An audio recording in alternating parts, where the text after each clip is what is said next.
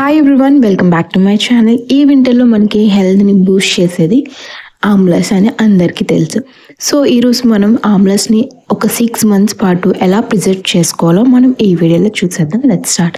First అయితే ఉసిరికాయలు తీసుకొని బాగా వాష్ చేసుకోవాలి. ఈ విధంగా వాష్ చేసుకున్న తర్వాత పచ్చిమిర్చి కూడా వాష్ చేసుకోవాలి.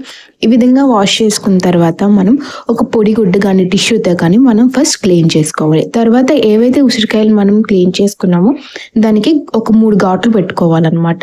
తర్వాత పచ్చిమిర్చికి కూడా అదే విధంగా మధ్యలో ఈ విధంగా ఘాటు పెట్టుకోవాలి.